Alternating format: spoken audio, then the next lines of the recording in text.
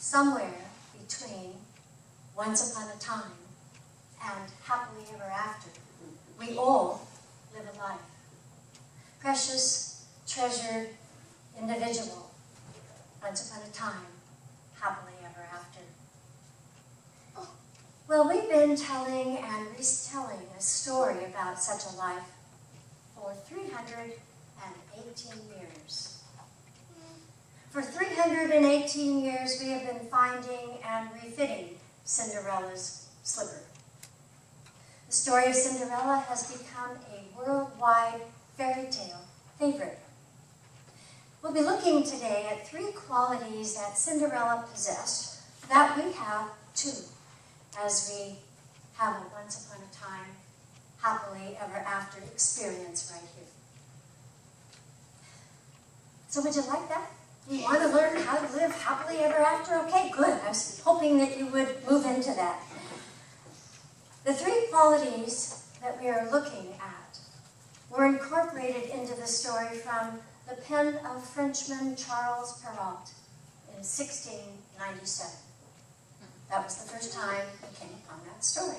A Paris-born favorite of the then monarch, Louis XIV, he was assistant to the crown minister, the prime minister, a prolific and gifted writer who wrote lots of public policy, and he was even the advisor on building the Louvre. He also wrote some Christian poems.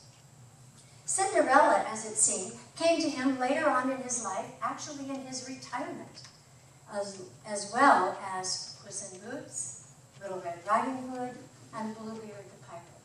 So he had quite a prolific life, and probably the first people to hear the story of Cinderella were his own 4 children, because as it turns out, Charles Perrault was a single dad in France in the 1600s. So we're going to look at his story today.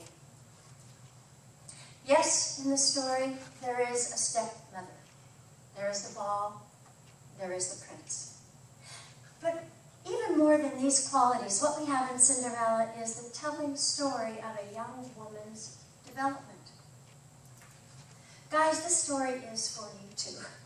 In that the qualities that we're going to look at, love, life, imagination, are all qualities that our co-founder, Charles Fillmore, told us about when he began his writings of the 12 Powers. Places in our mind and hearts and bodies where we have things like faith and strength and love and imagination and zeal, power. Charles Fillmore identified those and gave them specific spots in our body and 12 disciples that they represented. We're just going to look at 3 today. Charles Fillmore said, when you incorporate those powers in your life, you are living, exemplifying a work of art. You are bringing forth your life as a masterpiece. You're saying, God, here I am, fully resplendent, doing all the things you would have me do, meeting all the people you would have me meet, living the life that I would love to live. Here I am, Lord. Well, let's take a look at how Cinderella used those powers. Life. Cinderella chooses happy. We hear that a lot from our friend Peg McKnight, who that's her mantra, her motto, choose happy. Her circumstances, as we know from following the story, don't give it to her. How many times in your life have you had to deliberately choose happy when perhaps the circumstance of your life wasn't manufacturing that for you? Of course it did. Here's the other thing that she's able to do while her life is coming together. She is able to scrub floors while singing. She changed the domestic outlook of American women in the 50s, thinking we had to be able to sing while we were scrubbing floors. But she does wake up every moment, every morning, remembering her dream. She wakes up in the Disney film with little birds and little mice helping getting her ready. It's an adorable version. But she wakes up singing. A dream is a wish your heart makes. Do you remember? And she sings that throughout the day. That is kind of the trailing melody. She sings it to herself over and over again. She's able to balance a basket of laundry on her head while opening and closing doors, and is like, seriously, Walt, in Disney, seriously, really, what an icon to live up to. So that is how she enters life. Love. Cinderella loves everyone, everything, all the time, without exception, including her stepmother. She loves little mice, so she has a friend in me. She releases a little mouse named Gus Gus. Do you remember Gus Gus? And she saves his life. But as the story unfolds, he saves hers. Remember? He's the one that rescues the key from the stepmother's pocket.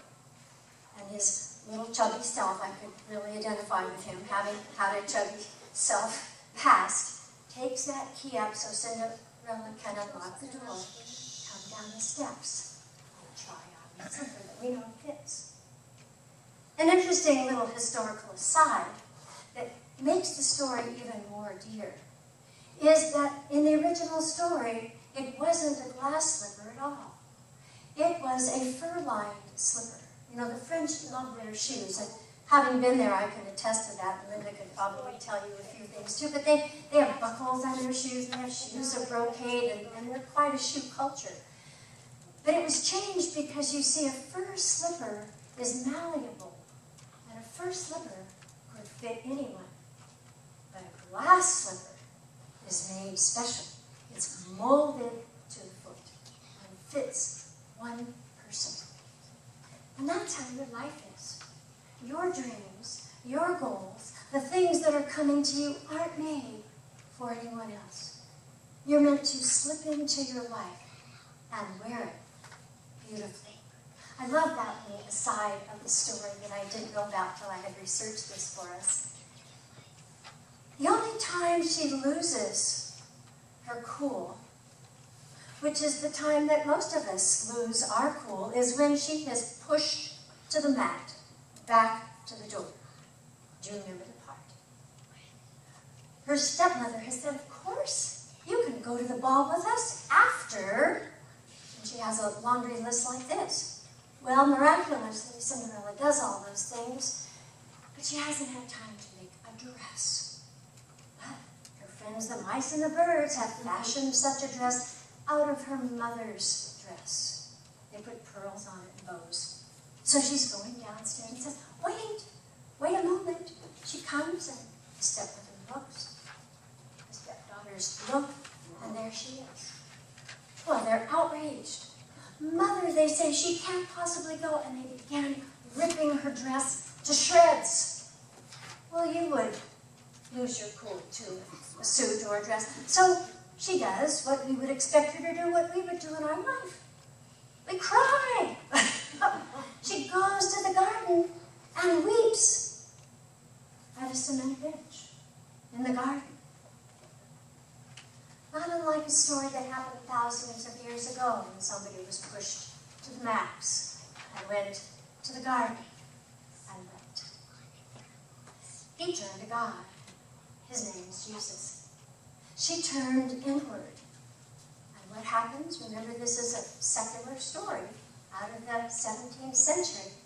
Not a God, not an Allah, not even a Buddha whose tummy you could rub, but instead a fairy godmother, of course. And she says, not to worry. I've got you covered. And she says those magic words. Now, we have magic words in Unity. We use them a lot. What are they called? Positive affirmations. Yes. I love it when you respond like that. Positive affirmations. Well, the fairy godmother has one up her sleeve. You remember it. It's not Mary Poppins. Mary Poppins has her own supercalifragilistic. But the fairy godmother and Cinderella has, come on, help me out. Salad-a-doo, the magic-a-boo, the bibbidi-bobbidi-doo. And that's what she says. And here comes the pumpkin. We love it. Don't we love that? And it turns into a carriage, and then she fashions the other people. So what that is saying to Cinderella and to us is, no matter how bleak it looks, no matter how the magic may seem to be gone out of your life, or they're maybe stepmother kind of characters that rip your dreams to shreds, not to worry. God is there. All is well, even in that. See, when Paul was writing to the people that came after Jesus that were the new Christians, he didn't say, for all things be happy. He said, in all things, God is there. Our job is to be patient and see what that looks like. See what that looks like if we believe that God is present in every moment. So we have Cinderella loving. We have Cinderella enjoying her life. And we have imagination. One of Charles Fillmore's favorite powers, imagination. You can't say it without kind of lighting up and sort of sitting up a little taller. I'm imagining for myself. I'm dreaming for myself. A dream is a wish your heart makes. A dream doesn't come from here. A dream comes through here. A dream taps at your essence and says, there's more. There's another song in you. There's another book in you. There's another gift, another painting, another something that has your name on it. Your glass slipper that just fits you. Nobody else's foot in the kingdom. And of course, glass is transparent. You can see through glass. Cinderella didn't have anything up her sleeve except her goodness, given her by God, that she used on a daily basis. Every day. Dream is a wish your heart makes. A fairy tale of life that chooses and fashions a dream. That's you. That's you. You're fashioning a dream right now.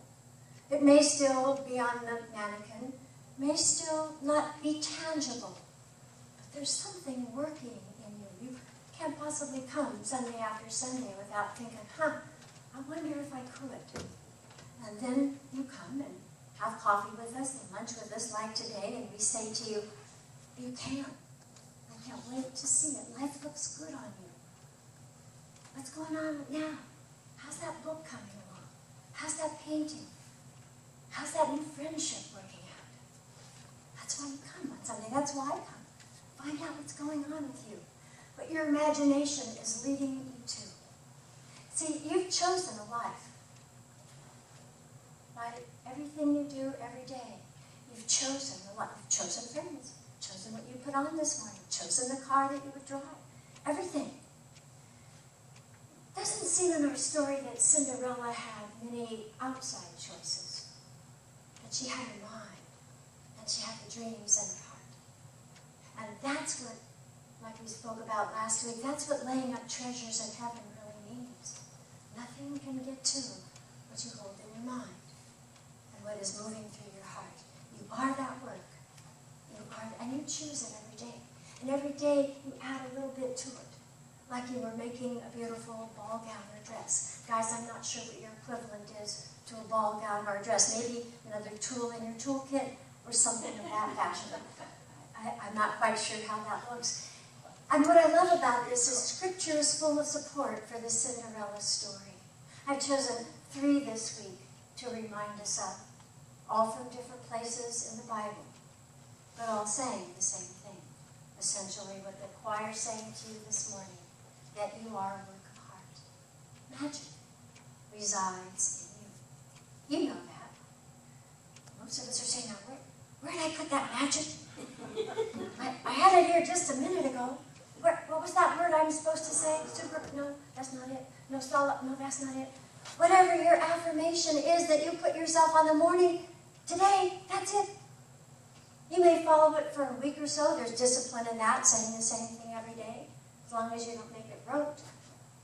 But every morning, in our daily word, or science of mind, or whatever holy books that you open your mind to, there's a piece there that has your name on it, that you're supposed to read, that you're supposed to follow, like a little guide thread. So here are 3 that underscore our Cinderella story. Which is your story? Choosing life, love, and the capacity of our imagination. Where the Spirit of the Lord is, there is freedom. where the Spirit of the Lord is. And that is what Paul, the Apostle Paul, wrote to the Corinthians. Because they were kind of confused about, now where is God? How do I do this? And so St. Paul said, wherever the Spirit of the Lord is, God is there in your life. When you are happy and smiling and life is good, God is there. When you are weeping at the stone cement bench because your dress has been shredded, God is there. See, without the shredded dress, there could be no magic. There's no fairy godmother. There's no Salagadoola pumpkin. There's no prince. And by the way, since you've been wondering who needs a prince, we all do. We all do. It's not a guy or girl kind of thing. It's what the prince represents, that completion of who we are. That completion, that soul completion. It can be in a physical partner, but our prince is always, when we get to the castle, which is an elevated state of living, metaphysically we think, going to the castle, going in a coach.